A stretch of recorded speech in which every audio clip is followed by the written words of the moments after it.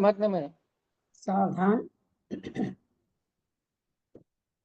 अथ अपराह्निक स्वाध्याय प्रतिष्ठापन वेलायां श्री श्रुत भक्ति कायोसर्गम कुरुभ्यां।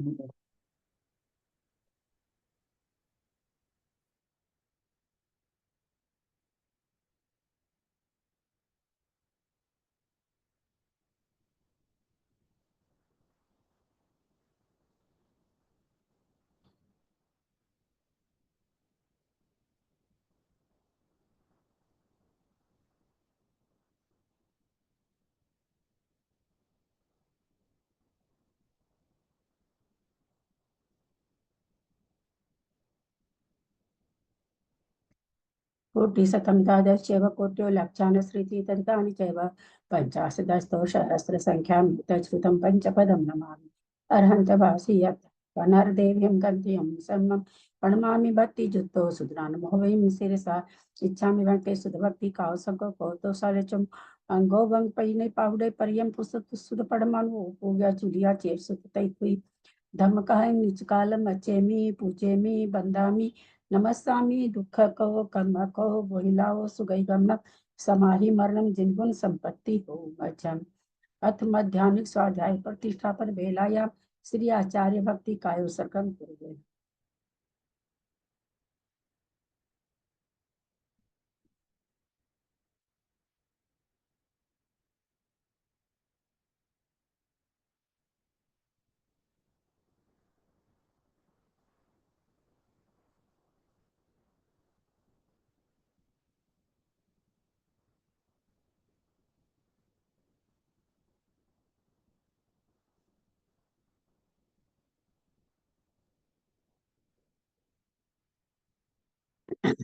जल्दी पारगेभ्यः स्वपरमत विभावना पटुमतिभ्यः सुचरितपोनितिभ्यो नमो गुरुभ्यः गुण गुरुभ्यः 36 गुण सम्मगे पंचविहाचार करण संरी से सीसा अनुग्रह कुशले धमारिय सदा वंदे गुरु भक्ति संग में नय तरंती संसार सायरम घोरम छिन्नन्ति अढकमं जमन मरणं न पावन्ति ये नित्यं व्रत मंत्र होम निरता ध्यानाग्निहोत्राकुला सटकर्मा विरतास्तपो धन साधु क्रिया साधव शील प्रवरणा गुण प्रहणा चंद्रार्कते जोदिका मोक्ष द्वार कपाट पाटन भटा प्रीणन्तु मां साधव गुरु पांतो नो नित्यं ज्ञान दर्शन नायक चारित्रा नव गंभीरा मोक्ष मार्गोपदेशका इच्छामि भन्ते आयरी भक्ति काउ सगो कौतोसालोचम समनान समदन सम सच्चरि जुत्तानम पंचव्याचारानम आयरियानम आयरादि सुदनानोपदेश्यानम उभज्यानम तीरन गुण पालनर्याम सवसाहुनाम निचकालम अच्छेमि पूजेमि बंदामि नमस्सामि दुख कहो कम कहो बोहिलाओ सुगई गमनम समाहि मरणम जिनगुण संपत्ति हो मध्यम होकारं बिंदु संयुक्तं नित्यं ध्यायन्ति योगिनः कामदं मोक्षदं चैव ओंकाराय नमो नमः अविरल शब्द घनौघ प्रक्षाली सकल भूतल कलंका मुनि विरूपासी तीर्था सरस्वती हरतम दूरितम अज्ञानतिमिरान्धानां ज्ञानाञ्जन शलाकया चक्षुरुन्मिलितं येन तस्मै श्री गुरुवे नमः श्री परम गुरवे नमः परंपराचार्य गुरुभ्यो नमः सकल कलुष विध्वसकम श्रेषां परिवर्धकम धर्म संबंधकम भव्य जीव मनः प्रतिबोधकारकम पुण्य प्रकाश पापनाशमिदं शास्त्रं श्री गोमठसार कर्मकांड नामधेयम् अस्य मूल ग्रंथ कर्तारः श्री सर्वज्ञ देवास्तदुत्तर ग्रंथ कर्तारः श्री गंधर देवा प्रतिगंधर देवा तेषां वचनसार्थम् आसाद्य श्रीमद्नेमि चंदाचार्येण विरचितमिदं शास्त्रं श्रोतारः सावधानतया शृण्वन्तु मंगलम भगवान वीरो मंगलम गौतमो गणि मंगलम कुंद कुंदाद्यो जैन धर्मोस्तु मंगलम सर्वमंगल मांगल्यम सर्वकल्याणकारकम प्रधानम सर्वधर्माणां जैनम जयतु शासनम जैनम जयतु शासनम जैनम जयतु शासनम सरस्वती नमस्तुभ्यं वरदे कामरूपिणी विद्यारंभं करिष्यामि सिद्धिर्भवतु मे सदा। द्वादशं जिनवानी माता की जय। परम मांगलिक ग्रंथ गोमठसार जी कर्मकांड जी की जय। आचार्य भगवान श्री नेमीचंद आचार्य की जय। आरिका गन्नी श्री आदिमती माता जी की जय। अढ़ाई दीप में विराजमान सभी आचार्य उपाध्याय सर्व साधु के चरणों में नमोस्तु नमोस्तु नमोस्तु। सभी आरिका माता जी के चरणों में वंदामी वंदामी वंदामी। सभी छुल्लक छुल्लिका एड़क के चरणों में इच्छामी इच्छामी इच्छामी। सभी प्रतिमाधारी के चरणों में, ग्रुप में विराजमान प्रतिमाधारी के चरणों में वंदना वंदना वंदना। ग्रुप में विराजमान पूज्य बाबू जी, नेमीचंद भाई साहब, उमराव भाभी और भी जो भी पूज्य जन हो, सबका सादर चरण स्पर्श, सभी से सादर जय जिनेन्द्र। हम लोग परम मांगली ग्रंथ कोमट साठ जी कर्मकांड जी का स्वाध्याय कर रहे हैं, जिसको आचार्य भगवंत नेमीचंद आचार्य ने गाथा रूप में प्राकृत भाषा में लिखा है। आरिका गन्नी श्री आदिमती माता जी की टीका है, उससे हमारा स्वाध्याय चल रहा है। कर्मकांड जी में 9 अधिकार हैं, 4 अधिकार पूर्ण हो चुके हैं। 5वां अधिकार स्थान समुद्र कीर्तन अधिकार चल रहा है। उसमें भी हम अभी हमारा उद्वेलना प्रकृतियों का कथन आज चलेगा। बंध उदय सत्व अधिकार में बंध उदय अधिकार हो चुका है, सत्व अधिकार शुरू हुआ है।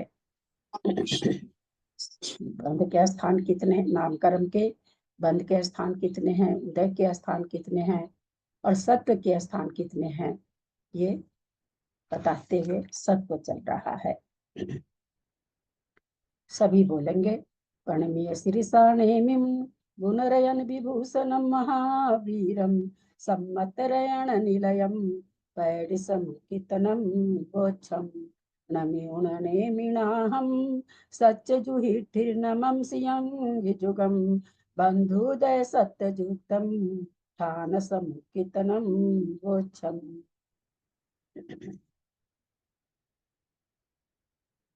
पेज नंबर 560, गाथा प्रणाम नंबर सबको सादर जय जिनेन्द्र। गाथा नंबर 616 है। ते उदुगे मनुवदुगम उच्चम उवेलदे जहन्निधरम पल्ला संखे जदिमम उवेलन काल परिमाणम। ते उदुगे मनुवदुगम उच्चम उवले उववे उवेलदे जहन्निधरम पल्ला संखे जदिमम उवेलन काल परिमाणम। सुमन जी दिल्ली गाथा पढ़ें।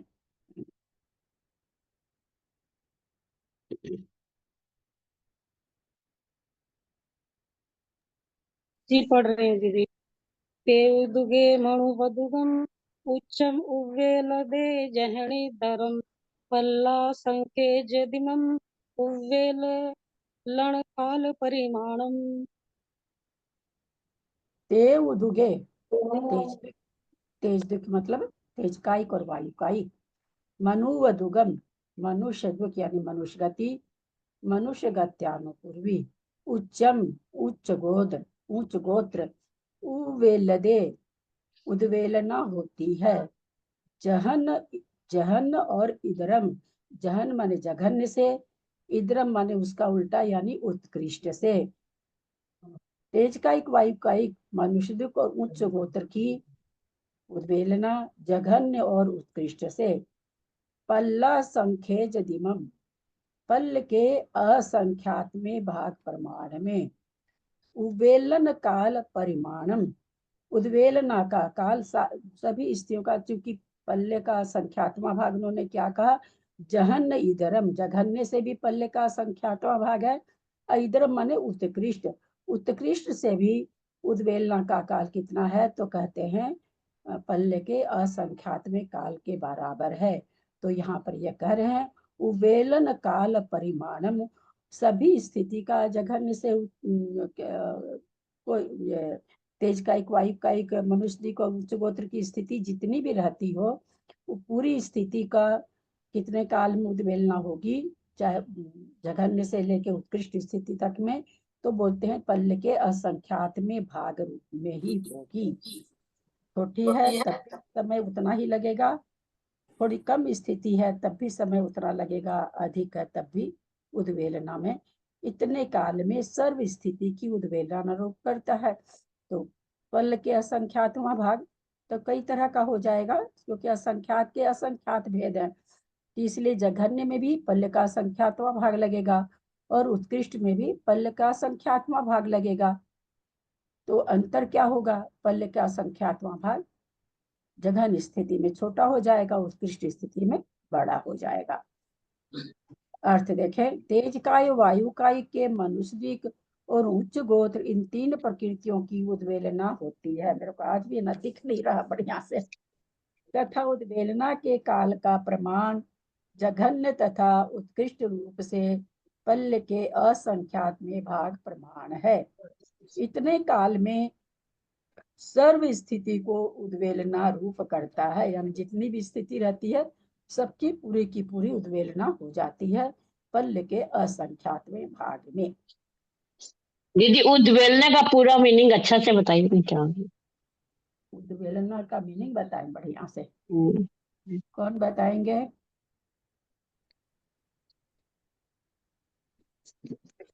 उद्वेलना का मीनिंग कौन बताएंगे? बताइए मंजू जी, जयपुर मंजू। जो प्रकृति वर्तमान में भी उदय नहीं आए और उससे आगामी काल में भी उसका उदय नहीं हो, वो प्रकृति उद्वेलना की प्रकृति होती है। मतलब नहीं, ये उद्वेलना का मतलब समझना चाह रही हूँ। उद्वेलना उद्वेलना खत्म कर देना, उसको पूरी तरह से, उसको मतलब बताइए, कोशिश करिए सामने वाले को समझे। विभा जी थोड़ा सा विभा जी थोड़ा सा आप भी वो, हाँ, ऐसे ऐसे मुर्गी के जैसे मत दिखा करिए ना। मुर्गी का चूजा ऐसे ऐसे दिखता है, वैसे दिखते हो आप लोग। थोड़ा सा, हाँ, अपने आसन को थोड़ा सा ऊंचा कर लीजिए। वो आंख पे ना बहुत ज्यादा जोर पड़ता है। सत्ता में जिस जो कर्म पड़ा है उसकी स्थिति को घटाते घटाते इतना कम कर देना कि वो मतलब पूरी तरह से वो स्थिति हट जाए, उसको उद्वेलना कर। चलिए सुमति जी आप बताइए। वो ये कार्य तो क्षय होने में भी होता है, फिर उद्वेलना में इसमें क्या अंतर हुआ मंजू जी? जिस तरह रस्सी में एक मिनट, सुमति भाभी को बोलने दीजिए। हाँ, हाँ, जिस तरह रस्सी में बल देते हैं, बल दे करके, और ये तो शास्त्र में उनके सामने भी लिखा हुआ है। तो ये फिर क्या मत बताइए। जो शास्त्र में लिखा हुआ कि रस्सी के बल खोलने के जैसे उद्वेलना, किसी को नहीं समझ में आता है। आगे आपको और नहीं समझ में, किसी को नहीं आता है ना। शास्त्र की बात को मत करिए। हाँ बेटा, हाँ बना द्वारा निकाल गूगल क्षय और उद्वेलना का एक मिनट, क्षय और उद्वेलना का फर्क एक बता एक दीजिए। एक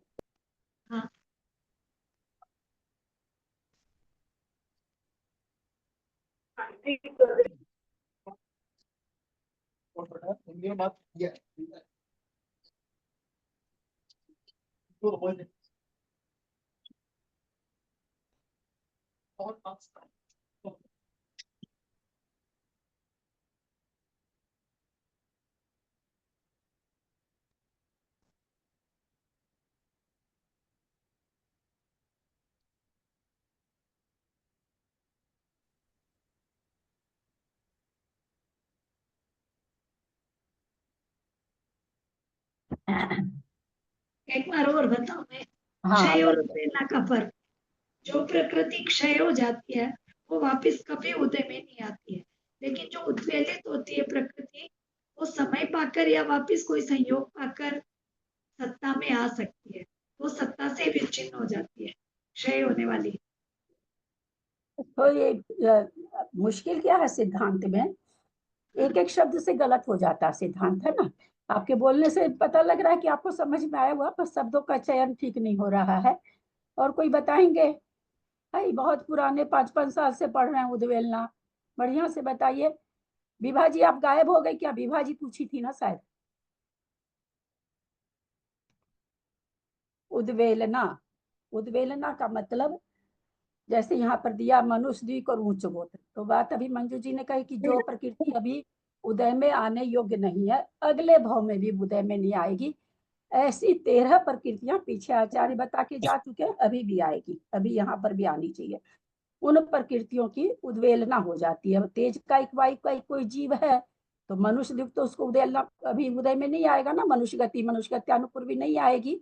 आप ग्रंथ नहीं देखें, विभाजी अगर पूछी है तो प्लीज आप मेरे को देखिए, अगर आपको समझ रहा तो आप मेरे से नजर मिलाइए। मैं आपको देख रही हूँ, आप यार पता नहीं किधर देख रहे हो।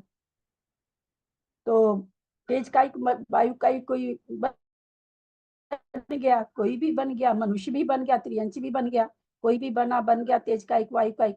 तो अब उसके सत्ता में मनुष्य भी उच्च गोत्र है, बांधा था उसने, मनुष्य पर्याय में बांधा था, तो त्रियंच पर्याय में भी जब मनुष्य गति बांधा होगा तो उसके साथ उच्च गोत्र बांधा होगा, तो उसके सत्ता में है। तो जो प्रकृति इस समय उदय में नहीं आती है, अगले भाव में भी उदय में नहीं आने वाली होती है, उसकी उद्वेलना हो जाती है। ऐसी सारी प्रकृतियां नहीं है, 13 ही प्रकृति है। तो तेज का एक वायु का एक जीव अभी तो मनुष्य है नहीं, तो उदय में आएगा नहीं। अगले भाव में ये मनुष्य बनते नहीं है, तेज का एक वायु का एक जीव, तो अगले भाव में भी उदय में नहीं आएगी। अब कोई इसी सत्ता के साथ तेज का एक वायु का एक में चला गया, तो यहाँ पर कह रहे धीरे धीरे धीरे धीरे उसके निषेक अन्य नामकर्म की प्रकृति है मनुष्य युक्त, और गोत्र गोत्र कर्म की प्रकृति है। तो मनुष्य युक्त तो अन्य नाम कर्म की प्रकृति में धीरे धीरे बदल के, और गोत्र गोत्र में उच्च गोत्र नीच गोत्र में बदल बदल के उसका है ना, उसमें संक्रमित हो के खत्म हो जाती है। तो ये आगे फिर मान लीजिए मनुष्य बनता तो फिर बांध लेगा, जबकि जो प्रकृति क्षय हो जाती है समूल से वो नहीं बनती वापस, पर उद्वेलना वाली प्रकृति अगर वैसा चांस मिलता तो वापस बन सकती है। तो उद्वेलना का मतलब उसको पर प्रकृति रूप संक्रमित कर देना। सभी प्रकृतियां संक्रमित तो सभी प्रकृतियां होती है आपस में, अपने अपने जातीय भाई में सभी होती है। उद्वेलना 13 ही प्रकृति की होती है। तो उसमें 3 प्रकृति का उद्वेलन कौन करता है? केवल तेज कायिक वायु कायिक। प्रणाम करती हूँ दीदी। इसका अर्थ है ऐसा समझो निष्क्रिय हो जाना। 1 मिनट जब तक समझाते हो बीच में ना बोलें, एक मिनट पूरा समझा देने दीजिए ना, फिर जिज्ञासा रखे, मैं खुद आप लोग से पूछ लूंगी। अब ये तेज का एक वायु का एक जीव है, तेज का एक वायु का एक जीव ही क्यों कर रहे हैं, बाकी जीव क्यों नहीं करते हैं मनुष्य की उच्च गोत्र की उद्वेलना? विभा गांधी, इसका जवाब हम आपसे चाहेंगे। अब भैया की क्लास भी अटेंड करते हैं इसलिए आपको नॉलेज तो होगा जरूर। इसके अलावा भाई एक इंद्रिय जीव 2 ही तरी हैं, पृथ्वी कायिक हैं, जल कायिक हैं, प्रत्येक वनस्पति है, साधारण वनस्पति है, बहुत बहुत तरह के 2 इंद्रिय 3 इंद्रिय 4 इंद्रिय हैं। वो लोग क्यों नहीं करते? क्योंकि दीदी ये तेज कायिक और वायु कायिक के जो जीव होते हैं वो सबसे निम्न प्रकृति वाले माने जाते हैं, और मनुष्य में ये जाते ही नहीं है, ये सिर्फ उत्तर निम्न आप नहीं कह सकते, इनको निम्न कहने की हमको आज्ञा नहीं है। हमको पर शास्त्र क्या मनुष्य कहता है, का ये मनुष्य में नहीं जा सकते। और अब उच्च बाकी गोत्र का सारे त्रियंच कैसा भी त्रियंच हो, साधारण हो, निगोदिया हो, नित्य निगोदिया हो, अगर नित्य निगोदिया से मानते हैं आते हैं जीव, तो 2 तरह का कथन चलता है।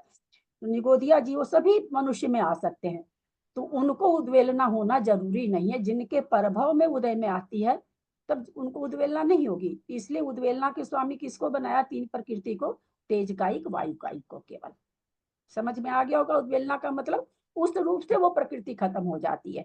मनुष्य अन्य नामकर्म में बदल जाएगी, उच्च गोत्र नीच गोत्र में बदल जाएगा। धीरे धीरे धीरे कितना समय में लिखा है?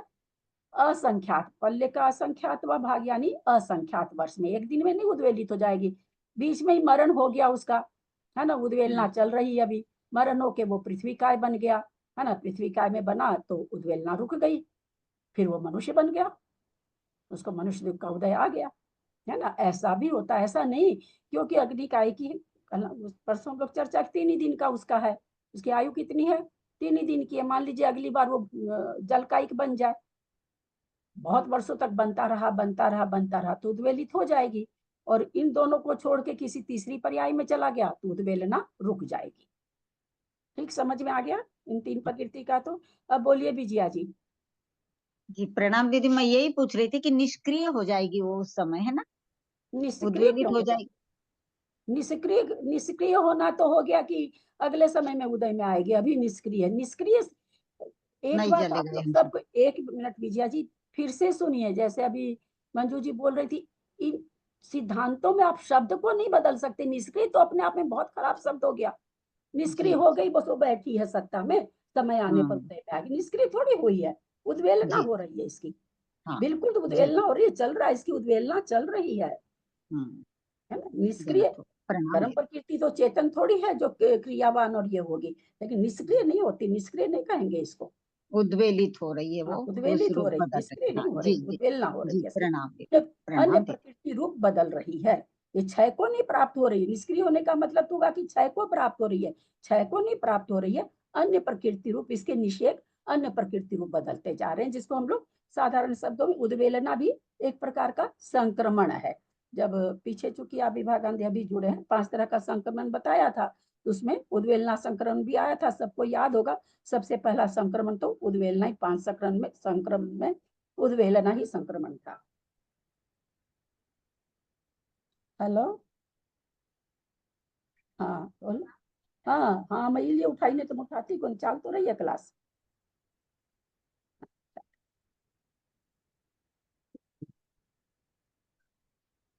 समझ में आया होगा सबको, आगे चले, कोई प्रश्न नहीं है। जी दीदी। उपर्युक्त कथन को स्पष्ट करते हैं।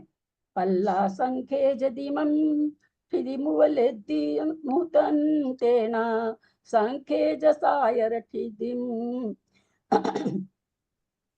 पल्ला संखे च कालेन पल्ला संखे जदिमं टिटिमुवेल्लदि मुहतंतेन संखे जसायरठिदिम पल्ला संखे जकालेन। सत भैया जी पढ़िए। पल्ला संखे जिदिमं तिद्दी मुब्बेलदि मुहूर्तन्नेण अंतेण संखेजसाय रठिदम पल्ला संखेज कालेण।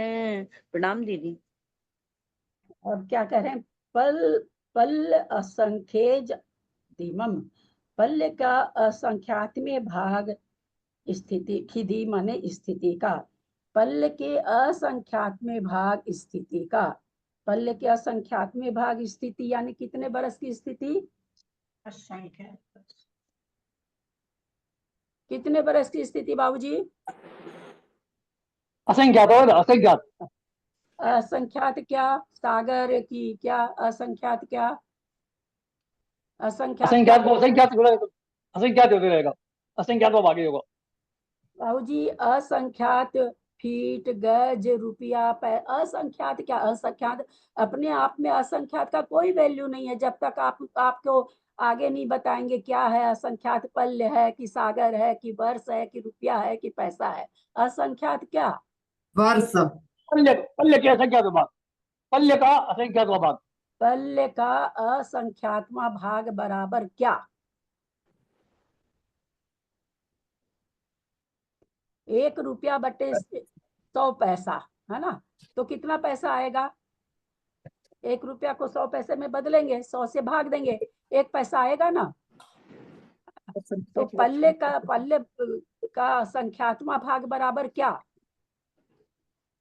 पल्य किसको इंगित करता? द्रव्य क्षेत्र काल भाव में पल्य किसको बताता है?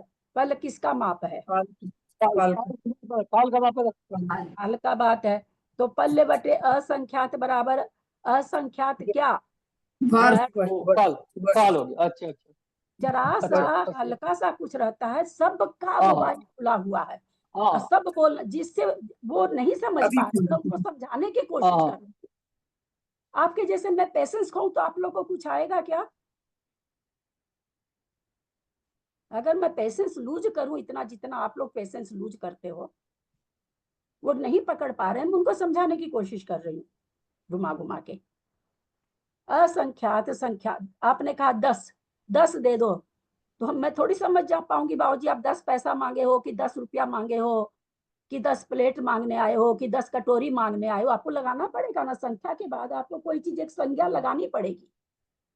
तो पल्य बटे असंख्यात मतलब असंख्यात वर्ष। चलिए, पल्ल असंख्यज दिमम, पल्य का असंख्यात में भाग, थी माने थीदिम, थीदिम माने स्थिति का।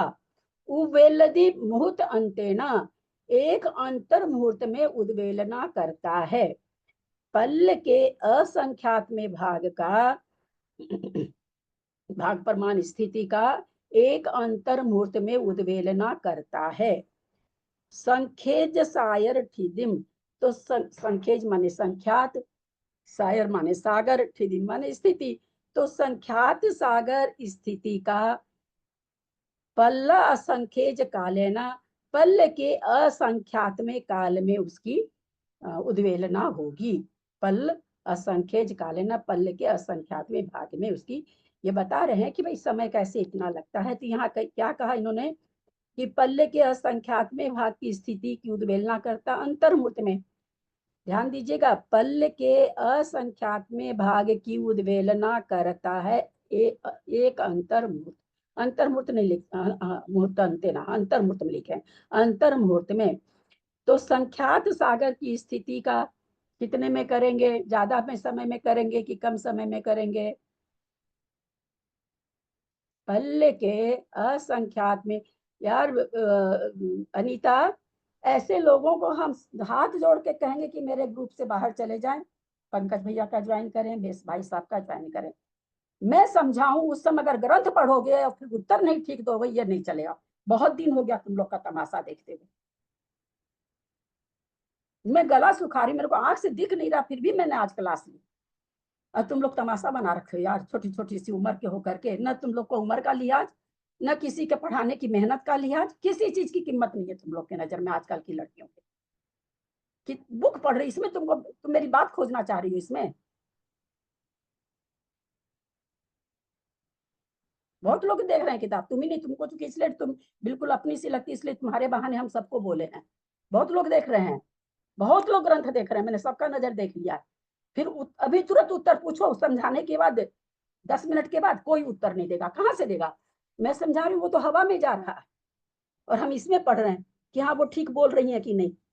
इसमें खोज रहे हैं, इसमें जांच रहे हैं लोग मेरे को। क्या पता नहीं यार तुम लोग किस तरह के स्टूडेंट हो भाई। क्लास तो हम लोगों ने भी अटेंड की है। हम लोग का टीचर के मुख से, चेहरे से नजर नहीं हटती थी। जब ऐसे भी संसार की क्लास में भी पढ़ते थे तो टीचर के चेहरे से नजर नहीं हटती थी। पल्ल के असंख्यात में भाग प्रमाण स्थिति की अंतर्मूर्त काल में उद्वेलना करता है। तो संख्यात सागर प्रमाण मनुष्य आदि की कोई प्रश्न नहीं पूछेंगे, कोई समझाएंगे नहीं। चलो, मनुष्य आदि की सत्ता रूप स्थिति को कितने उद्वेलना करेगा? इस प्रकार त्रैराशिक विधि करने पर पल्ल के असंख्यात में भाग प्रमाण काल में ही कर सकता है। एक नहीं, सब कोई किताब देख रहे थे, एक जन थोड़ी देख रहा था। पढ़ाई करके सब देख रहे थे, किताब में खोज रहे थे कि हम सही बोल रहे हैं कि गलत बोल रहे हैं, सब कोई देख। समझो समझो अपने हिसाब से, जो समझेगा वो समझेगा, बाकी करा जाएगा। समझो अपने हिसाब से। बाबूजी फिर उत्तर नहीं मिलता तो सारी मेहनत मेरी बेकार जाती है ना। और पता नहीं लोग बेकार कैसे नहीं, थोड़ा रहेगा ना, कैसे ये लोग थोड़ा किताब, आएगा वही ठीक रहेगा। हमको समझ में नहीं आता है कि कैसे, किस तरह के लोग, कैसे लोग जब जवानी इन लोग को समझा रहे हैं तो लोग कैसे ग्रंथ देखते हैं, हम तो यही नहीं समझ पा रहे। हम लोग की एक सेकंड के लिए थोड़ा सा दिन हमको विकास भैया की करे थे क्लास जूम पर, अब तो पढ़ाते ही नहीं है, नजर ही नहीं हटती थी उनके, आंख से आंख नहीं हटती थी। सब सब्जेक्ट नहीं समझ में आता है, फिर तो वीडियो ऑफ करके भी पढ़ा सकते हैं। चलिए दीदी सॉरी, अपना प्रश्न फिर से बताइए ना। सॉरी दीदी। चलिए, पल्ल के असंख्यात में भाग काल प्रमाण काल के अग्रतन भाग में पल्ल के अर्धछेदों के असंख्यात में भाग प्रमाण कांडक। ग्रंथ से पढ़ रहे हैं, सब कोई ग्रंथ देखिए, बहुत समझदार हैं आप लोग, ग्रंथ से समझ जाते हैं, समझाने की अब जरूरत नहीं रह गई है। असंख्यात में भाग प्रमाण कांडक अधस्तन रूप से अंतर्मुख से अधिक, सो यह तो प्रमाण राशि है तथा उस कांडक का पढ़ने अथवा उद्वेलना रूप होने का काल अंतर्मुहूर्त है। इसको फल राशि मानना तथा सर्व स्थिति संख्यात सागर प्रमाण है, सो इच्छा राशि मानना। फल राशि को इच्छा राशि से गुना करके प्रमाण राशि का भाग देने पर पल्ल का संख्यात्मक भाग ही लब्ध आएगा। अंतर्मुक्त स्थिति के जितने निषेक उद्वेलना रूप किए उसका नाम ही कांडक है, उसका ही नाम कांडक है।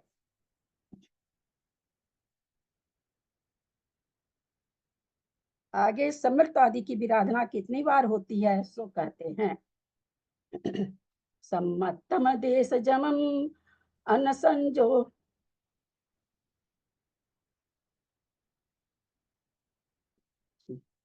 सम्मतम देशजमम् अनसंजोन विहिं चौकसं पल्ला संखेज दिमं बारम परिभज्जिदे जीवो सम्मतम देशजमम् अनसंजोन विहिं चौकसं पल्ला संखेज दिमं बारम परिभज्जिदे जीवो। गाथा का उच्चारण करिए मंजू जी दिल्ली।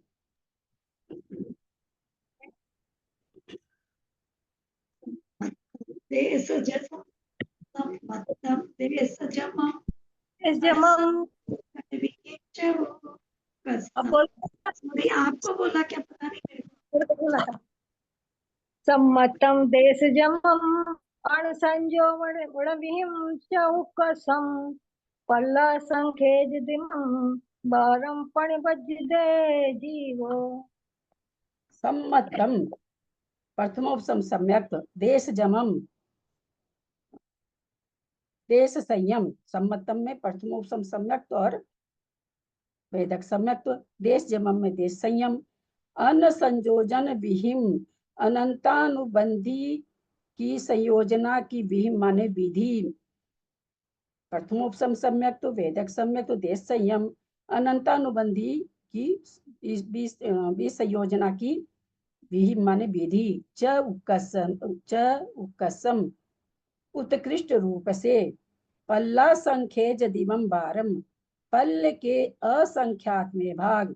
बारम माने बार हो सकती है। यानी क्या कह रहे हैं? प्रथमोपसम सम्यक वेदक सम्यक देश संयम अनंतानुबंध की 20 योजना ये उत्कृष्ट से पल्ल के असंख्यात में भाग प्रमाण बार हो सकती है।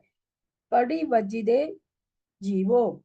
उसके बाद क्या होगा? पड़ी बने नियम से वज्जिदे जीवो, वह जीव वज्जिदे माने मोक्ष को प्राप्त हो जाएगा। इतने बार होने के बाद में वह जीव नियम से मोक्ष को प्राप्त हो जाएगा। प्रथमोपसम सम्यक वेदक सम्यक देश संयम अनंतानुबंधी की 20 योजना की विधि को यह जीव उत्कृष्ट रूप से अर्थात अधिक से अधिक पल्ल के असंख्यात में भाग के जितने समय हैं उतनी बार छोड़ छोड़कर पुनः ग्रहण कर सकता है। पश्चात नियम से सिद्ध पद को प्राप्त हो जाता है। आसान है गाथा, कुछ समझने का अपना फोटो देखो ना। हाँ पिक्चर बंद कर दिया अपना, अपना चेहरा बंद कर दिया। क्या करूं तो बाबूजी, जब सब ऐसा करते हैं तो नहीं मन करता बाबूजी, भाव खराब होते हैं उससे क्या फायदा। नहीं अच्छा नहीं लग रहा ना, पढ़ाओ अपने हिसाब से, नहीं तो समझ में नहीं आता कुछ भी। पहले वाला भी ऐसे ही चला गया हमारा तो। पहले वाला तो बिल्कुल ही समझ में नहीं आया दीदी। मुझे हाँ। तो सभी राशि 618 हुई ना। 619 नंबर गाथा लेते हैं। चत्तारि बार मुवसम सेढ़िम समरुहदि खविदकम मंसो 32 बारायम संजम मुवलिवादी। चत्तारि बार मुवसम से मुवसम 1 2 3 4 चत्तारि बार मुवसम सेढ़िम समरुहदि खविदकम मंसो 32 बारायम संजम मुवलिवादी। गाथा का उच्चारण करिए। अमरा भाभी करिए गाथा का उच्चारण। कभी कभी आपका तो वीडियो ऑन दिखता है।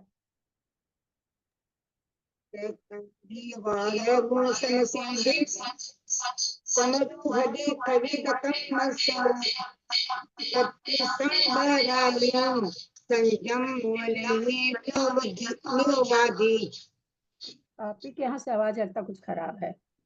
चत्तारी बार उपसम श्रेणी पर 4 बार अधिक से अधिक 4 बार उपसम श्रेणी मार सकता है। समरुहदी खवीद कमम, उसके पश्चात क्या कहते हैं कि खवीद कम कर्मों को क्षय करके, खवीद करके यानी क्षय करके, समरुहदी यानी मोक्ष को प्राप्त कर लेता है। अधिक से अधिक उपसम श्रेणी 4 बार चढ़ेगा, फिर छपक श्रेणी ही चढ़ करके और मोक्ष को प्राप्त करता है। 32 बाराइम 32 बार ही संयम यानी सकल संयम को भी उत्कृष्ट रूप से कितनी बार लेगा? 32 बार धारण कर सकता है।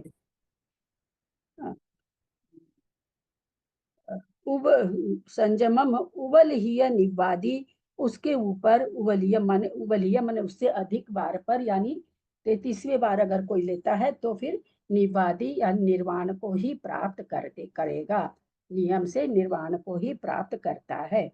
उपसम श्रेणी पर अधिक से अधिक 4 बार ही चढ़ सकता है। पश्चात छपक श्रेणी चढ़कर मोक्ष को ही प्राप्त होता है। सकल संयम को उत्कृष्ट रूप से 12 बार ही धारण करता है, पश्चात मोक्ष को प्राप्त करता है। दीदी 32 बार है दीदी। हाँ? मेरी किताब में 32 बार है।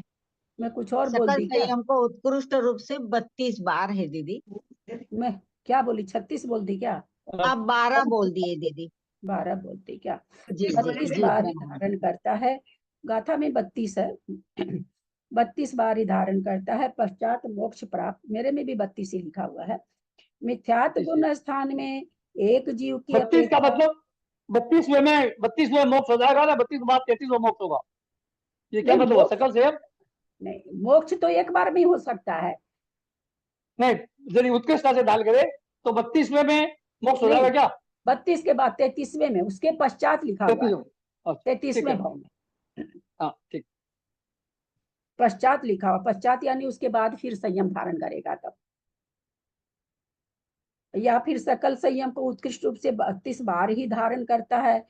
अगर इसका अर्थ ये निकालते हैं कि भाई उत्कृष्ट 32 ही बार, तो फिर 32 बार में ही करना चाहिए। लेकिन बाद में लिखा हुआ है यहाँ पर उवलीय इससे ऊपर होने पर, है ना। संयमम उवलीय माने इसके बाद ही, माने अधिक होने पर, यानी 32 से अधिक होने पर। यहाँ अर्थ तो यही निकल रहा बाबू जी। और मैं फिर देखती हूँ, आज दिन में देख लेती हूँ भैया का कोई क्लास अगर होगा तो मैं सुन के और कल इस पर विशेष बता दूंगी। गाथा से तो यही अर्थ निकल रहा बाबू जी, मुझे जितना नॉलेज है। मिथ्यात गुण स्थान में एक हो सकता है इसमें खुलासा किए हों विशेषार्थ में। एक जीव की अपेक्षा तीर्थंकर हार्दिक का युगपत सत्व नहीं पाया जाता है, ये बात पहले आ चुकी है। एक समय में तीर्थंकर अथवा आहारदिक का सत्व रहेगा तथा नाना जीवों की अपेक्षा मिथ्यात्व गुण स्थान में इनका युगपद सत्व रह सकता है। किसी को तीर्थंकर का, किसी को आहारक दिक का मिथ्यात्व गुण स्थान में। साधन गुण स्थान में नाना जीवों के अपेक्षा भी आहारक दिक तीर्थंकर का सत्व नहीं है, यानी जिसको आहारक दिक है, तीर्थंकर है, वो साधन गुण के अगर सत्ता है तो सत्ता बनती तो है नहीं वहां पर, तो वो साधन गुण स्थान को प्राप्त नहीं होता है। तीर्थंकर वाला तो जाता ही क्यों है, मिथ्यात्व में जाएगा ही नहीं, प्रथमोपशम दोबारा करेगा ही नहीं। रह गया हारक दिक वाला, प्रथमोपशम कर सकता अगर, लेकिन करेगा जब तक प्रथमोपशम के। आहारक दिक वाला प्रथमोपशम क्यों नहीं कर सकता है, गाथा आ चुकी है। तीर्थंकर वाला तो नहीं करेगा। आहारक दिक की कोई को सत्ता है, मर करके चला गया, कहीं भी चले गए फिर आ गए, मनुष्य पर्याय में आ गए, तो इनको साधन गुण स्थान क्यों नहीं प्राप्त होगा। आहारक दिक वाला साधन गुण स्थान क्यों नहीं प्राप्त करेगा। आहारक वाला साधन गुण स्थान इसलिए प्राप्त नहीं करेगा क्योंकि जो प्रथमोपशम तो करेगा नहीं वो। हाँ, क्यों नहीं करेगा, ये बता वो तो सबको ही पता है कि प्रथमोपशम से साधन होता है, प्रथमोपशम क्यों नहीं करेगा। बताने की कोशिश कर रही हूँ मैं। प्रथमोपशम इसलिए नहीं करेगा क्योंकि उसकी भी सत्ता में पड़ा है आहारदिक, तो प्रथमोपशम की जरूरत ही नहीं पड़ेगी उसको करने की। ये कहाँ आपने पढ़ लिया? ये तो मैंने वैसे तर्क से लगाने की कोशिश। आहारदिक रहेगा वो प्रथमोपशम नहीं करेगा। नहीं, आहारदिक की सत्ता रहेगी। हाँ, क्यों नहीं करेगा? क्योंकि उसको जो आहारदिक की अभी उसे जो है ना आहारदिक की सत्ता मिथ्यात्व में जाकर के वो मिथ्यात्व में जाकर के वो निगोद में जा सकता है, प्रथमोपशम क्यों नहीं कर सकता, वही तो बताना है ना, वही तो बताना है। कहीं भी जा सकता है मरण करके, मिथ्यात्व में आकर कोई भी आयु बांध सकता है, कहीं कोई मनाही नहीं है कि किसी पर्याय में नहीं जा सकता। ऐसा अभी तक तो पढ़ने को नहीं मिला है, आगे कुछ मिले तो नहीं पता है, तो वही तो बताना ना क्यों नहीं कर सकता है। आ चुकी गाथा हम लोग पढ़ चुके हैं पीछे। आजकल में कल तो नहीं हुई थी क्लास, परसों ही शायद पढ़े। और आप पलट के आप गाथा पढ़ोगे तो आपको कुछ नहीं समझ में आएगा, क्योंकि जिस समय समझाते हैं उस समय आप लोग ग्रंथ देखते हो, इसलिए आप लोगों को कुछ नहीं समझ में आएगा। क्या और क्या कहती हूँ कि जब समझाती हूँ तो समझना सुना करिए, ग्रंथ में मत खोजा करिए कि बोल रही है वो इसमें है कि नहीं, मत खोजा करिए। हाँ, क्यों नहीं करेगा बाबूजी? उद्वेल नकार लेना, उद्वेल नकार में खत्म हो जाएगी वो। हाँ, उद्वेल नकार रहेगा तब तक वो प्रथम समझ में होगा नहीं। उद्वेल नकार खत्म हो गया तो उसका खत्म हो जाएगा ना। आरक देव का उद्वेल ना हो जाएगी, उसके बाद में वो आएगा ना, तो इसके पहले प्रथम उसमें बता नहीं सकता है। हाँ, मिथ्या क्यों नहीं आ तो वहां सकता तक है? जाने से आहारक द्विक की सत्ता है किसी जीव को, मिथ्यात्व गुण स्थान में चला गया, पंचेंद्री त्रियंच में चला गया, नारकी में चला गया, देव में चला गया, पंचेंद्री बन रहा है, और आहारक द्विक की सत्ता अभी पूरी तरह से खत्म नहीं हुई है, तो वो प्रथमोपशम क्यों नहीं कर सकता? कारण बताएंगे ना। वेदक काल जब तक रहेगा तब तक वो नहीं कर सकता ना, प्रथम समय कर नहीं सकता। वेदक काल उसका भी है। वेदक काल उसका जब खत्म हो गया, आरक देव का उद्वेल होने से खत्म हो गई, तो वेदक काल खत्म हो गया तो आ जाएगा प्रथम समय, मिथ्या तो आएगा। थोड़ा थोड़ा टच किया पर तर पूरा नहीं आया, टच तो कर लिया आपने। जब उद्वेलना का काल बताया गया, पीछे गाथा आ चुकी है, तो सबसे पहले कौन सी प्रकृति उद्वेलित होती है? अर्धिक होती है। आरक द्विक। तो उसका उस समय तो वेदक सम्यक बना हुआ है, क्योंकि सम्यक प्रकृति की उद्वेलना उसके बाद होती है, और जब तक सम्यक प्रकृति सत्ता में है तो प्रथमोपशम होगा नहीं, प्रथमोपशम नहीं होगा तो साधन होगा नहीं आहारक की सत्ता से, क्योंकि उद्वेलना में आहारक की सत्ता पहले खत्म होती है, उसके बाद सम्यक की सत्ता खत्म होती है। ठीक है, चलिए। याद आ गया दीदी, बताएं। सासादन गुण स्थान में नाना जीवों की अपेक्षा भी आहारक दिक तीर्थंकर का सत्व नहीं है। मिश्र गुण स्थान में तीर्थंकर प्रकृति सहित सत्व स्थान नहीं है, कोई जाते ही नहीं। चौथे गुण स्थान में जिसको तीर्थंकर प्रकृति की सत्ता हो जाती, वो नीचे के गुण स्थान में आते नहीं। एक केवल अपवाद है, जिसने नरक आयु बांध ली है तो वो पहले गुण स्थान में आता है, तीसरे दूसरे में नहीं आता। किंतु आहारक द्विक स्थान तो है। मिश्र गुण स्थान में आहारक द्विक की सत्ता किसी मुनि महाराज ने की है, नीचे परिणामों से आ रहे हैं तो मिश्र गुण स्थान को प्राप्त कर सकते हैं, छठे से पांचवें में, पांचवें से चौथे में अथवा तीसरे में आ सकते हैं। क्योंकि तीर्थंकर की सत्ता सहित जीवों के मिश्र गुण स्थान, तीर्थंकर आहारक द्विक की युगपत सत्ता सहित मिथ्यात्व गुण स्थान, तीर्थंकर तथा आहारक द्विक में से किसी एक का भी सत्व होने पर मिथ्यात्व रहित अनंतानुबंधी उदय नहीं होने से सासादन गुण स्थान नहीं होता। क्या कह रहे हैं, फिर से पढ़ते हैं। क्योंकि तीर्थंकर की सत्ता सहित जीवों के मिश्र गुण स्थान, तीर्थंकर आहारक द्विक की युगपत सत्ता सहित मिथ्यात्व गुण स्थान, तीर्थंकर अथवा आहारक द्विक में से किसी एक का सत्व होने पर मिथ्यात्व रहित अनंतानुबंधी का उदय नहीं होने से सासादन गुण स्थान नहीं होता। उनको चूंकि मिथ्यात्व का उदय पहले आता है, मिथ्यात्व का उदय आने से अनंतानुबंधी का उदय भी उसके साथ बन जाता है। सासादन गुण स्थान तो कब बनता है, जिसमें मिथ्यात्व का तो उदय नहीं होता है, अनंतानुबंधी का उदय हो जाए, तो कहते हैं ऐसा होता ही नहीं है। किंतु आहारक दिक की सत्ता रहते हुए सम्यक मिथ्यात्व प्रकृति का उदय होने से मिश्र गुण स्थान होता है। ये पीछे का गाथा कर्मकांड जी की नीचे गाथा लिख रखे हैं, जो हम लोग पढ़ के आ चुके हैं। अथानंतर चारों गतियों की अपेक्षा गुण स्थानों में नाम कर्म के सत्व स्थान कहते हैं। अब सत्व स्थान आ गए हैं, उद्वेलना खत्म हो गई। हाँ, इस बार तो जो सकल संयम का बताया, ये पूरे जीवन काल का है, मतलब कि ऐसे तो बोलते ना, इतनी बार मुनि बन गए कि सुमेरु पर्वत का ढेर मतलब। हाँ, तो कैसे कहते हैं, आप ही बताइए, आप ही से पूछती हूँ, कैसे कहा जाता कि इतनी बार पीछी ले लिए कि सुमेरु पर्वत, पीछी को अगर इकट्ठा करें तो सुमेरु पर्वत बन जाए, और यहाँ कह रहे हैं 32 बार से ज्यादा बनते नहीं, तो कैसे इसको, कैसे इस तर्कना को बैठाएंगे? मतलब सातवें गुण स्थान में, सातवें में तो होंगे, छठे सातवें में तो सातवें शय में पहुंचे ही नहीं कभी, उस अपेक्षा से सकल नहीं। सातिशय में तो पहुंचा रहे हैं ना 32 के बाद। सातिशय में तो मोक्ष तो सातिशय में पहुंचने पर ही होगा ना, तो कोई कैसे बैठाएंगे? कि दोनों मतलब कथन, दोनों कथन कोई बोल बताइए। सातिशय में मैं बताऊं भाभी? मतलब अगर नहीं पहुंचा है, सातिशय में जो पहुंच चुका उसके लिए 32 बार है मैक्सिमम। ऐसा तो यहाँ लिखा नहीं है। वही तो तब बताइए कितना इजी है, क्यों नहीं बैठा पा रहे? बोलिए त्रिशला जी। वो इसलिए कि 32 बार कंटिन्यू होंगे तो हाँ, तभी तो। कितना गलत गलत बोल जाते हैं बिल्कुल ही। थोड़ा सा तर्कना लगाया करिए ना कि दीदी, संभव है। नहीं, 1 मिनट कोई नहीं बोले में, प्लीज।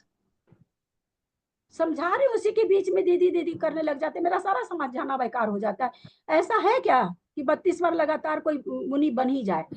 मुनि बनेगा देव जाएगा, देव से आएगा मनुष्य बनेगा, फिर मान लीजिए मुनि बन गया फिर देव में जाएगा, ऐसा संभव है? कुछ तो तर्कना लगाया करो। चलिए अब कौन बता रहे? विमलेश जी चलिए बताइए। दीदी नाना जीवों की अपेक्षा से है कथन। हाँ हाँ, वो कथन दीदी नाना जीवों की अपेक्षा से होगा ना दीदी? अरे भैया एक जीव को चढ़ा रहे हैं ना 32 बार। अरे मेरी ना, बाप रे बाप, पढ़ो नहीं वो कहा ना समझाएंगे तो दीदी समझोगे कि नहीं, सुमेरु ग्रंथ पर्वत जैसा पढ़ोगे ढेर और लग जाए। एक जीव का नहीं उत्तर तीनों जन का कितना विचित्र कथन आ रहा। मंजू जी का ही सुन के हमको आश्चर्य लगा, त्रिशला जी का तो और 7वें आसमान, और 7वें आसमान से आगे का आसमान है नहीं तो आपका तो उससे भी आगे का आ गया। क्या दीदी ना, इसलिए कि सुमेरु हाँ, पर्वत जैसा स्त्री ढेर जी लग आप जाए भी तो। बोल दीजिए। नाना जीव कहाँ से ले आते हैं? नाना जीव 32 बार बनेगा तो आप मोक्ष चले जाओगे? नहीं दीदी, भावलिंगी मुनि होंगे तो भावलिंगी मुनि होंगे तो अनंत बार। क्या कह रहे हैं उसमें कि इतनी बार ग्रेवक उपजायो, तो भावलिंगी बात है। भावलिंगी 32 बार बनेगा। द्रव्यलिंग हम इतनी बार बन चुके हैं कि हमारी पीछे का पहाड़ लग गया, सुमेरु पर्वत का पहाड़ बन गया। मैं भावलिंगी वर्ड नहीं बोल पाई, मैं बोलना हुई जा रही थी कि वो आज तक भावलिंगी नहीं बने इस तो अपेक्षा मैं से। पूरा दिया। हमने आपको कहा कि दोनों तर्कना को बैठाइए, ठीक, दोनों शास्त्र कह रहे हैं। कोई उपदेश में तो कोई मुनि महाराज का है नहीं कि हम एक को हटा दें। दोनों चीज शास्त्र में आई है तो बैठाना तो पड़ेगा। तो भावलिंगी अगर कोई बनता है तो 32 बार से ज्यादा नहीं बनेगा। बाकी तो सुमेरु पर्वत जितनी पीछे इकट्ठी करे हैं तो इतनी बार बने हैं, मुनि द्रव्यलिंगी बने हैं, इससे क्या फर्क पड़ता, बनते रहो। दीदी प्रणाम करती हूँ। मैं ये पूछना चाह रही हूँ दीदी कि 4 बार उपशम श्रेणी चढ़ेगा, वो ऐसा बताया अधिक से अधिक, तो चढ़ ये सकता कैसा है। लेंगे? हाँ चढ़ हाँ सकता है। तो हाँ, ये सारे उसके पूरा लाइफ में या एक ही जीवन में, एक एक बार के? अब कैसा दीदी? इनके प्रश्न का उत्तर कौन देंगे? विजया जी के प्रश्न का उत्तर कौन देंगे? बहुत बार बताया जा चुका है। हमारी विजया जी भी पता नहीं ध्यान से नहीं सुनती हैं, जबकि चुपचाप बैठी रहती, तो इनका ध्यान तो पूरा ही रहना चाहिए। क्या पता कितनी बार तो सारे शास्त्रों में भी जी आता है। जी दीदी बताया वर्तमान है, योग पढ़ो, बताया है वर्तमान योग दीदी। पढ़ो, उसमें भी आता है ये चीज, तो वर्तमान योग में भी आती, सब जगह आती है। हाँ हम समझते, पता नहीं छह ढाला में हमको याद नहीं है तो। हाँ बोलिए त्रिशला जी। एक भाव में 2 बार चढ़ सकता है और पूरी एक जिंदगी भाव में में अधिक से अधिक 2 बार चढ़ सकता है, पूरे संसार काल में 4 बार चढ़ सकता है। जी जी जी बताया था दीदी, थोड़ा सा मुझे लगा कि मैं गलत हो जाऊंगी इसलिए पूछा दीदी। प्रणाम दीदी। चलिए अब कहते हैं नामकरण के सत्व स्थान आ रहे, बंध स्थान उदय स्थान बता चुके हैं। अब सत्व स्थान बता रहे हैं कि चारों गतियों में गुण स्थान से बताएंगे, मार्गणा से बताएंगे, सब तरह से आचार्य में बताएंगे। अथानंतर चारों गतियों की अपेक्षा गुण स्थानों में नामकरण के सत्व स्थान करते हैं। सुर नर सम्मे पढ़मो शासनहीने सुहोदि बाण बुद्धि, सुर सम्मे नार नारे सम्मे मिच्छेयगी नवधि, सुर नर सम्मे पढ़मो शासनहीने सुहोदि बाण बुद्धि, सुर सम्मे ना नर नारे सम्मे मिच्छेयगी नवधि। जेठी भाई साहब पढ़िए।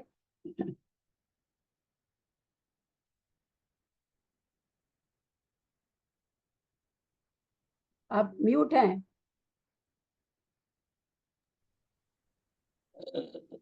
सुर नर सम्मे पढ़मो शासनहीने सुहोदि बाण उदी, सुर सम्मे नर नारय सम्मे मिच्छेय इगिणउदी। प्रणाम दीदी। सुर नर सम्मे पढ़मो, सुर नर सम्य, सुर माने देव, नर माने मनुष्य, मनुष्य और त्रियंश को सम्य माने सम्यक दृष्टि देव और मनुष्य को पढ़मो माने पहला स्थान। पहला स्थान कौन सा था? 93 हाँ शरण व प्रकृति रूप। हाँ 93 प्रकृति रूप। 93 प्रकृति रूप। तो बोलते हैं कि सम्यक दृष्टि देव और मनुष्य को 93 प्रकृति रूप पहला स्थान होगा। फिर क्या कह रहे हैं? शासन हीणेदु होदि बाण बुद्धि। सासादन गुण स्थान को छोड़ करके कहते हैं बा नवदी, बा माने 2, नवदी माने 90। 92 प्रकृति का स्थान चारों गति के जीव में हो सकता है। होदी बाण उदी, बा नवदी माने, बा नवदी उच्चारण होगा, बाण उदी नहीं उच्चारण होगा। बा नवदी माने 92 प्रकृति का सासादन गुण स्थान को छोड़ करके, शासन ही ने माने सासादन गुण स्थान को छोड़ करके 92 प्रकृति का सत्व स्थान होता है। फिर क्या कह रहे हैं? सूर्य सम्य सम्यक दृष्टि देव, नर नारय सम्य मिच्छे। अच्छा, सूर्य नर नारय मनुष्य और नार की सम्यक दृष्टि में अथवा मिथ्या दृष्टि में। देवता देव को तो सम्यक दृष्टि में और नर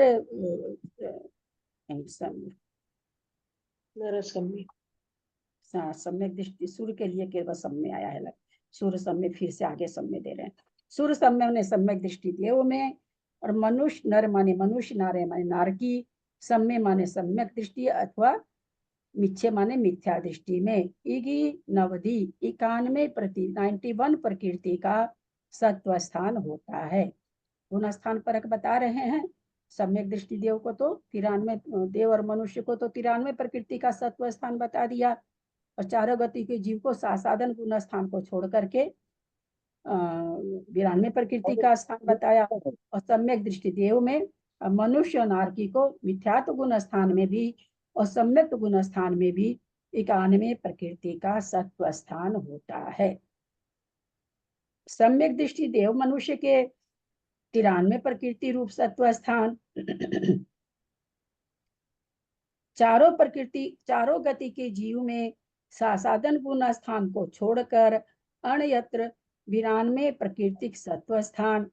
बाकी सब जगह जहां हो सकता है 92 प्रकृति का सत्व स्थान बनेगा सासादन को छोड़कर। सम्यक दृष्टि देव के तथा सम्यक दृष्टि अथवा मिथ्या दृष्टि मनुष्य नारकी के 91 प्रकृति का सत्व स्थान होता है। विशेषार्थ 93 प्रकृति के सत्व स्थान मनुष्य के चतुर्थ गुण स्थान से 11वें गुण स्थान तक संभव है। 93 प्रकृति रूप सत्व स्थान में कौन विशेष प्रकृति कौन कौन सी है? 93 प्रकृति में विशेष प्रकृति कौन कौन सी है अनीता? तीर्थंकर और आहारक दिव, दोनों की सत्ता कब होगी एक जीव को? दोनों तीनों पर 3 प्रकृति समझो, आहारक दिव की और तीर्थंकर की सत्ता एक जीव को कब होगी? किस गुण स्थान में होगी?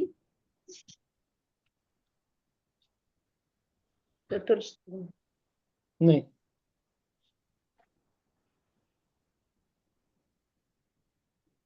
सातवें गुण स्थान। चौथे गुण स्थान।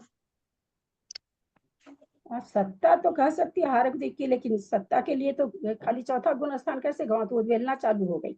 सत्ता रह सकती है चौथे गुण स्थान में, सत्ता है वहां पर, सत्ता है, मनुष्य के है सत्ता दोनों की, लेकिन एक ही गुण स्थान थोड़ी है।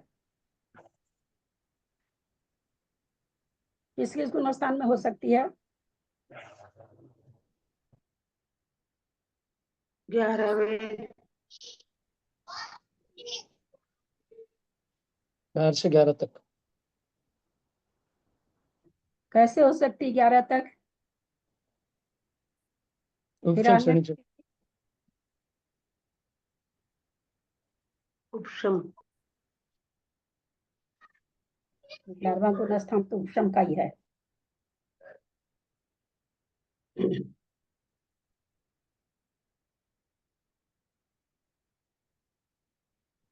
चलो आगे की गाथा हम अपने आचार्य बताएंगे। अरे भाई कोई प्रकृति 11वां गुण स्थान ले जा रहे हैं, इसका मतलब कोई भी प्रकृति सत्ता से विच्छुन्न नहीं हो रही है। अनिवृत्ति गुण स्थान में तिर्यक एकादश की विच्छुद्धि होती है, किसको होती है? छपक श्रेणी वाले को, इसको हो नहीं रही है। और कोई ये कहे कि मोहनी प्रकृति से कैसे चढ़ेगा, तो अनंतानुबंधी मोहनी का तो यहाँ पर कथन आ नहीं रहा है। 93 प्रकृति तो खाली नाम कर्म की है, वो विवेचन अलग है। तो 93 प्रकृति का सत्व बनता 11वें गुण स्थान में बन सकता है, लेकिन चौथे से नीचे नहीं बनेगा, तीर्थंकर वगैरह का सत्व नहीं बनेगा। और खाली ये कहा जाए कि तो श्रेणी चढ़ने की बात हो गई, बिना श्रेणी चढ़े भी चौथे में, 5वें में, 6ठे में और 7वें में बन जाएगी। आगे क्या कह रहे हैं, आगे चलते हैं। दूसरी गाथा। नवदी चतुगदिम्मी, नवदी चतुगदिम्मी तेरस खब गोती त्रिय नर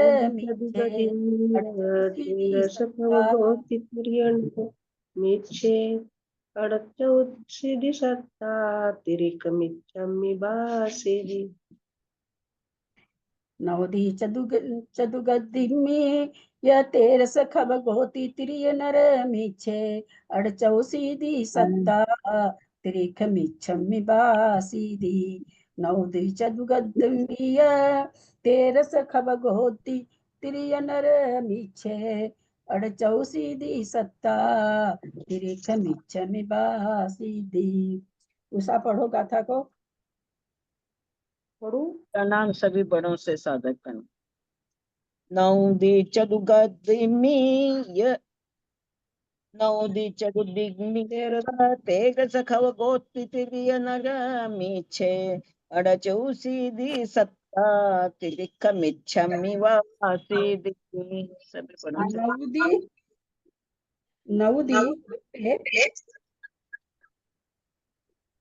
नवदी 90 चतुगदिमी चारों गति के जीव के यह और 13 खवगोती 13 प्रकृति के खवग होने पर यानी छव होने पर त्रिय नर मिछे त्रियंच को मनुष्य को मिथ्यात्व गुण स्थान में शब्दार्थ केवल कर रहे हैं। अड़ चौसीदी अड़ माने 8, चौ माने 4, सीधी माने 80, 88 और 84 की सत्ता सत्व तिरिख मिच्छम्मी त्रियंच को मिच्छम्मी माने मिथ्यात्व गुण स्थान में, बासीदी माने 82। एक बार शब्दार्थ और कर देते हैं। नवदी माने 90, चतुगदिमी माने चारों गति के जीव के, यह माने और 13 माने 13, खब गोती माने क्षय होने पर, 13 प्रकृतियों के क्षय होने पर, तिरिय नर मिच्छे त्रियंच नर माने मनुष्य, मिच्छे माने मिथ्यात्व में, अड़ चौसीदी सत्ता अड़ सीधी 88, चौसीदी 84 सत्ता सत्व, त्रिख त्रियंच मिच्छमी मिथ्यात्व गुण स्थान में, बासीदी 82 प्रकृति, बासीदी माने 82। चारों गति के जीवों में 90 प्रकृति सत्व स्थान होता है, किंतु इतनी विशेषता है कि मनुष्य गति में छपक अनिवृत्तिकरण के 13 प्रकृति के क्षय से पूर्व तक होता है। मिथ्या दृष्टि त्रियंच व मनुष्य के 88-84 प्रकृतिक सत्व स्थान होते हैं, क्योंकि सपदे उत्पन्न ठाणे भी इस गाथा के अनुसार एक इंद्रिय आदि में जहाँ देवद्वीप की उद्वेलना हो गई है वहां भी ऐसी सत्ता पाई जाती है, तथा जो जीव मरण कर त्रियंच या मनुष्य में जहां भी उत्पन्न हो वहां भी इनकी सत्ता पाई जाती है। मिथ्या दृष्टि त्रियंच के ही 82 प्रकृति सत्व स्थान होता है, क्योंकि मनुष्य द्वीप की उद्वेलना तेज कायिक वायु कायिक जीवों के ही होती है, वहां भी इसकी सत्ता है, तथा वह मरण करके भी त्रियंचों में ही उत्पन्न होता है, वहां भी इस प्रकार की सत्ता है, क्योंकि वह मरण करके त्रियंच के अतिरिक्त अन्यत्र उत्पन्न नहीं होता है। यहाँ क्या बता रहे हैं कि 90 प्रकृति का जो सत्व स्थान है हारकती को तीर्थंकर छोड़ करके, तो ये चारों गति के जीवों को पाया जा सकता है, परंतु यहाँ पर क्या कह रहे हैं कि भाई जो 13 प्रकृति का इसमें मनुष्य गति में छपक श्रेणी में हो जाता है, निवृत्तिकरण में तिर्यक एकादश का, और उसमें नरक गति, नरक गत्यानुपूर्वी, इस तरह से 13 नाम कर्म की प्रकृतियों का सत्व क्षय हो जाता है। तो मतलब विशेषता इतनी है कि भाई मनुष्य गति में तो छपक श्रेणी में 13 प्रकृति का क्षय हो जाता है। उसके पूर्व तक मनुष्य गति में भी 90 प्रकृति का सत्व पाया जाएगा। फिर क्या कह रहे हैं, मिथ्या दृष्टि त्रियंच व मनुष्य के 88-84 प्रकृतिक सत्व स्थान होते हैं। तो मिथ्या दृष्टि त्रियंच व मनुष्य के, तो 90 में 2 प्रकृति कौन सी कम हुई?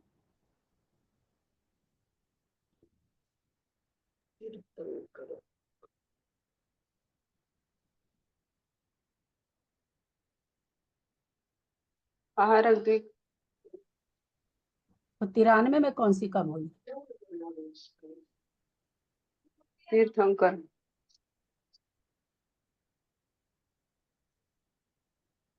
जबकि अभी 90 जब आया तो मैंने अभी तुरंत कहा कि 90 में तीर्थंकर और आहारक द्विक नहीं है, ये स्टार्टिंग में ही मैं बोल चुकी। और हम क्या अब कर रहे हैं, 88 में कह रहे हैं आहारक द्विक और तीर्थंकर, जबकि स्टार्टिंग में हम ये चीज क्लियर कर चुके हैं कि 90 का मतलब आहारक द्विक और तीर्थंकर नहीं है, क्योंकि गाथा में पहले ही आचार्य बता के आ चुके ना जहाँ सत्व स्थान है। देखिए आप लोग पलट करके, देवद्विक,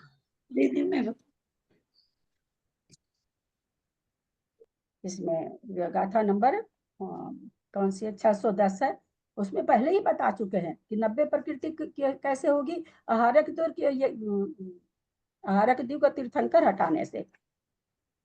उसके बाद उद्वेलना से देवद्विक चला जाता है। तो कहते हैं कि यहाँ पर मिथ्या दृष्टि त्रियंच व मनुष्य के 88-84 प्रकृति का स्थान होते हैं, क्योंकि सपदे उपन ठाणे भी इस गाथा के अनुसार एक इंद्रिय आदि की जहाँ देवद्विक की उद्वेलना होती है वहां भी सत्ता पाई जाती है, जहाँ तथा जो जीव मरण कर त्रियंच व मनुष्य में जहाँ भी उत्पन्न हो वहां भी इनकी सत्ता पाई जाती है। देवद्विक की मिथ्या दृष्टि त्रियंच के ही 82 प्रकृति सत्व स्थान होता है, क्योंकि उद्वेलना हो जाएगी, किसको होगी, मनुष्य का उच्च गोत्र की। तो कहते हैं तेज का वायु जीवों की होती है, वहां भी इसकी सत्ता है। सत्ता वहां पर भी अभी हम लोगों ने समझा था, कोई मरण करके गया तेज का वायु का में, तो जाते ही तो उसका उद्वेलना नहीं हो जाएगी। उद्वेलना होने में तो असंख्यात वर्ष लगता है, चाहे छोटा असंख्यात लगो चाहे बड़ा असंख्यात लगो, तो असंख्यात वर्ष की तो कोई आयु नहीं होती है। तो सत्ता वहां पर पाई जा रही है, परंतु वहां सत्ता खत्म हो सकती उद्वेलना कर करके।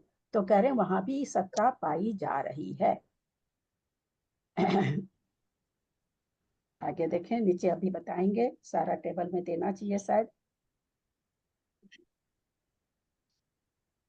रहने दें क्या, 2:33 हो गया। सीधादी चौठाना तेरस खबगादु अनुवसम गेसु गए जोगस दुचरिमम जावय चरिममि 10 नवयम। सीधादी चौठाना तेरस खबगादु अनुवसम गेसु गए जोगस दुचरिमम जावय चरिममि 10 नवयम। गाथा का उच्चारण करिए हेमा जी।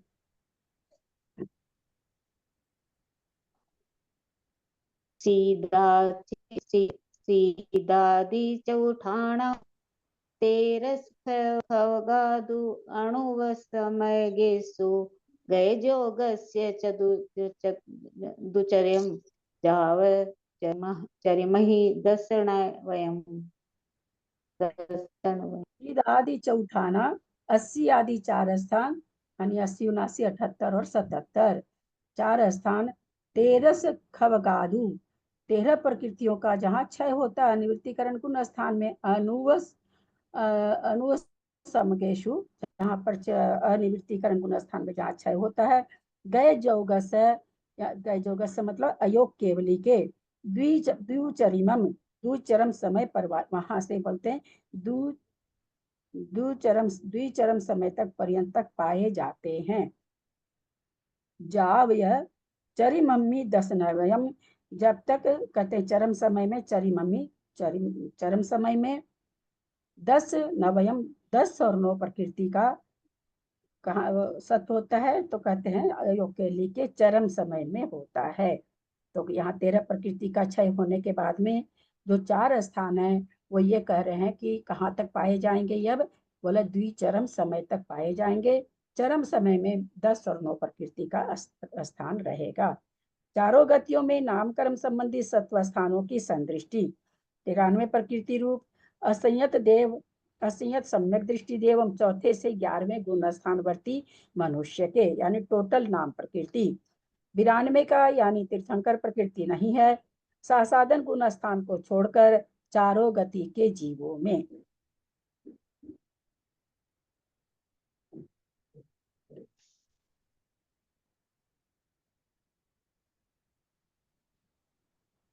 विरानवे का तो चारों गति में नहीं होना चाहिए।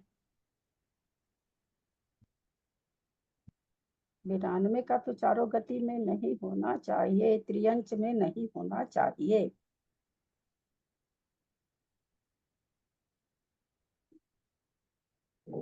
त्रियंच में तो घटता ही नहीं है तीर्थंकर। देखते हैं। सासाधन गुण स्थान को छोड़कर चारों गति के जीव में। 91 प्रकृति का कहाँ पाया जाएगा? सम्यक दृष्टि देव में। सम्यक दृष्टि तथा मिथ्या दृष्टि मनुष्य व नारकी के। 91 में आहारक दिक नहीं है तो सम्यक दृष्टि 91 घटा। अच्छा क्या घटा रहे भाई?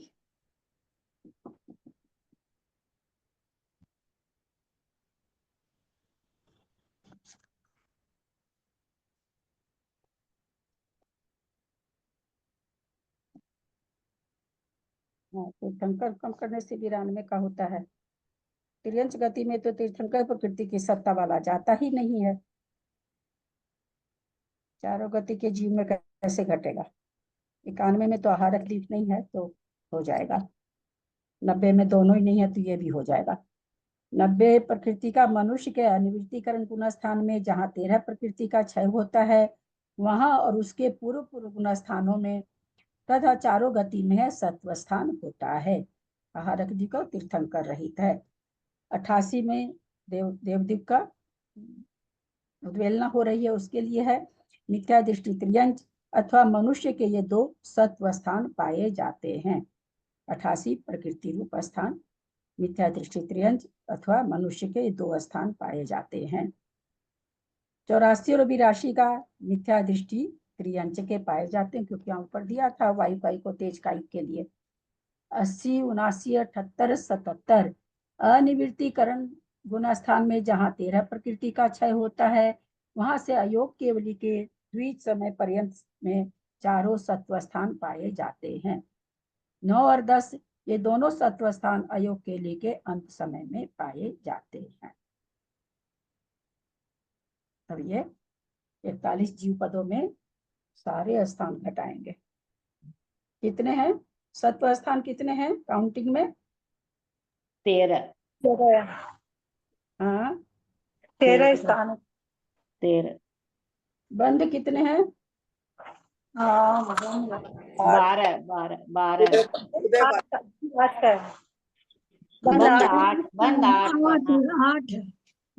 8। जल्दी आप लोग कैसे भूल सकते हैं? बिल्कुल भी। बंद स्थान तो तो 8 थे। 8 है। 21, 24, 25।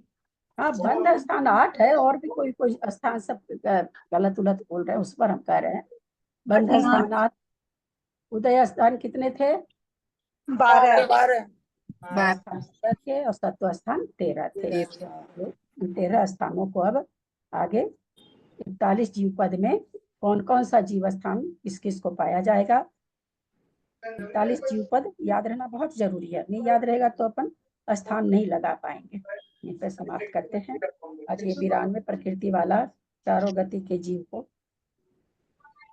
यहाँ देखना पड़ेगा इसमें क्या रहस्य है। यदक्षर मात्रा पदवाक्यहीनं मया प्रमादादि किञ्चनोक्तं तन्मे मित्वा विदधातु देवी सरस्वती केवलं बोधिलभ्य बोधि समाधि। जो बोल रहे हैं ना वो थोड़ा सा म्यूट करके बोले, बिल्कुल बोले, सबको बोलना है, बोलना तो सबको है लेकिन म्यूट करके बोले। परिणाम तामणि चिन्तितवस्तुदानि तामण्डमानस्तममास्तु देवी। जाबाणी के ज्ञान ते सुझे लोकालोक सोबानी मस्तक चढ़ो सदा दे।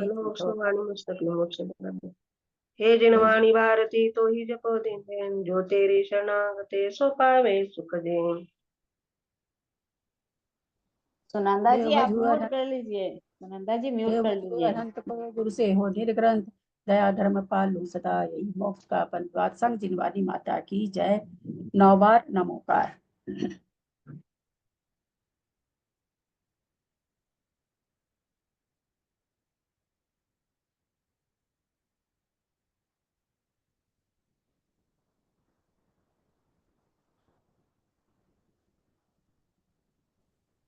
दीदी को प्रणाम, बड़ों को प्रणाम, प्रतिमाधारी को वंदना, सभी को जय जिनेन्द्र। दीदी को चरण स्पर्श, बाकी सबको सादर जय जिनेन्द्र। प्रणाम दीदी, सादर सभी को जय जिनेन्द्र और चरण स्पर्श। प्रतिमाधारी जी को वंदना, दीदी को प्रणाम, सभी को सादर जय जिनेन्द्र। सभी को सादर प्रणाम। प्रतिमाधारी को वंदना, बड़ों का सादर चरण स्पर्श, सभी से सादर जय जिनेन्द्र। के पर्व पर सभी को हार्दिक शुभकामनाएं। क्या दीदी मुझे एक प्रश्न पूछना है ना दीदी? हाँ बोल रहे हैं एक प्रश्न। हाँ एक मिनट क्या बोल रहे हैं विजया जी? आज दान दिवस है, उसके उपलक्ष्य में सभी को शुभकामनाएं। आज अक्षय तृतीया का जी दीदी। प्रणाम दीदी, प्रणाम ये 92 वाला, हाँ एक मिनट प्रसाद जी, 92 प्रकृति वाला आप लोग भी कोशिश करिएगा। थोड़ा सा मुझे समय पता नहीं मिलेगा, देखती हूँ मिलेगा तब तो देखूंगी मैं भी। होना तो नहीं चाहिए चारों गति में, तीर्थंकर का होता तो नहीं है त्रियंच के, फिर भी हाँ बोलिए। आज शाम को भाभी होगा क्या? आज हाँ, मंदिरों में कोई फंक्शन है ना? सारे मंदिरों में नहीं होगा तो आप बता दीजिए, होगा तो ठीक है। मैं मेरे बताने से क्या होगा, मैं हूँ, बाकी किसका मैं थोड़ी जान रही हूँ सबका, बाकी तो लोग बताएंगे। होगा तो मतलब हम भी रुकेंगे यहीं पे, हम नहीं जाएंगे मतलब हम भी यहीं रुकेंगे फिर तो। बस यही पता करना था, मंदिरों में सब कुछ हो रहा है तो मैं यहीं रुकूंगी। ठीक है बोलिए वर्षा जी। जय जिनेन्द्र दीदी। वो पिछला प्रकरण मुझे पूछना था, मैं भंग का पढ़ रही थी, तो उसमें जो अपन 21 प्रकृति में और सारे प्रकृति हो गए शायद गुण स्थान में लगा रहे थे हम, तो मुझे लग रहा कि ये जो अपन लगा रहे हैं ये कैसे लगाना चाहिए? ये उस गुण स्थान में आने वाला जीव का लगाना चाहिए, या जैसे असंयत सम्यक दृष्टि जीव है तो उसको जो उन्होंने बताया था कि उसके 30 प्रकृति का जो इसकी अपेक्षा से 144 भंग होते, तो कैसा लगाना चाहिए कि जैसे कि मनुष्य से गति में गुण स्थान में उस जैसे असंयत गुण स्थान लगा रहे हैं, तो असंयत गुण स्थान में 1 इंद्री 2 इंद्री 3 इंद्री 4 इंद्री असंगी तो लगेगा नहीं। तो जो गुण स्थान, जो प्रकृति स्थान जैसे 24 प्रकृति वाला स्थान है वो किसको है? वो 1 इंद्रिय को ही है, तो वो स्थान असंयत में नहीं जाएगा, है ना। तो इस तरह से असंयत गुण स्थान में जो स्थान लग सकता है वही लगाया जाएगा, जिस जीव को लग सकता है। तो पंचेंद्री संगी को ही लगेगा चौथा गुण स्थान, बाकी को लगेगा नहीं। तो जो स्थान 2 इंद्री तक, 2 इंद्री 3 इंद्री पंचेंद्रिय संगी को पाया जा रहा है वो प्रकृति वाला स्थान इनको नहीं लगेगा। ऐसे लगाना पड़ेगा, एक एक स्थान को देखना पड़ेगा। और एक प्रश्न है, यानी जो चतुर्थ गुण स्थानवर्ती जो जीव है उसे लगाना है, उसको दूसरे गति में जाते वक्त विग्रह गति में वगैरह नहीं लगाना चाहिए क्या? ऐसा ये जो सारे ये जो स्थान है ना, सारे 5 स्थान, ये 5 स्थान एक गति से दूसरे गति में जाने वाले जीव का लगाना चाहिए या उस गति? यहाँ पर है ना उदय में आचार्य ने क्या किया, 5 तरह का काल बना दिया। हाँ वो, हाँ ठीक है, वो याद है। हाँ, कार्मन काल, शरीर मिश्र काल। तो आप किसी भी जीव को किसी भी गुण स्थान से भेज रहे हो, है ना, वहां पर वो नहीं काउंट किया गया है। हाँ है ना। हाँ, ये मुझे समझना नहीं कि कैसे समझना चाहिए। हाँ, विग्रह गति में कोई जीव जा रहा है तो विग्रह गति का काल केवल लगाना। अब वहां पर विग्रह गति के काल में उन्होंने ऋजु गति से जा रहा है तो 20 का, अनुपूर्वी से जा रहा है तो 21 का, तो उसमें वहां पर उन्होंने सम्यक दर्शन, चूंकि हम वर्णन किसका पढ़ रहे हैं, नाम कर्म का पढ़ रहे हैं, मोहनीय कर्म का नहीं पढ़ रहे हैं। गुण स्थान एक अलग विवेचन है। कुछ गुण स्थान में कोई प्रकृतियां नाम कर्म उदय में नहीं आएगी, जैसे एक इंद्रिय है, विकल्त्र है, क्या अपर्याप्त अवस्था है, सूक्ष्म है, साधारण है, ये नहीं आती उदय में। तो वो प्रकृतियां वहां पर नामकर्म की लगाना अलग बात है। पर जो यहाँ पर स्थान बन रहे हैं वो बन रहे हैं 6 संस्थान, 6 सहनन और 7 युगल से बन रहे हैं, उनको देखा जा रहा, उससे वो भंग बनते जा रहे हैं। तो यहाँ पर जब हम असंयत गुण स्थान में विग्रह गति लगाएंगे तो हमको असंयत गुण स्थान एक अलग चीज हो गई, विग्रह काल एक अलग चीज है। विग्रह काल में 21 प्रकृति को ही लगाना है। अब कोई जीव भाई उसमें अब गति लगानी है तो भाई गति कौन सी लगाए, तो कोई देव गति में जा रहा है तो वहां पर गति में देव गति लग जाएगी। जाति में क्या लगेगी, पंच इंद्रिय जाति लग जाएगी। विग्रह गति से जा रहा है तो अनुपूर्वी लग जाएगी, अनुपूर्वी लगेगी, ऐसे ऐसे लगेगी प्रकृति। तो विग्रह गति में उस 21 प्रकृति में ही सही 12 प्रकृति तो क्या कहते ध्रुव उदयी है, वो तो सभी को आ रही, चारों गति के जीव को, यानी निगोदिया को भी आ रही। तो 12 प्रकृति का तो कुछ कहना ही नहीं है। 9 प्रकृति में जहां जिस गति में जा रहा उस हिसाब से उसमें गति है, जाति है, ये सब चेंज कर लेंगे। तो वो उतनी ही प्रकृति में लगाना है।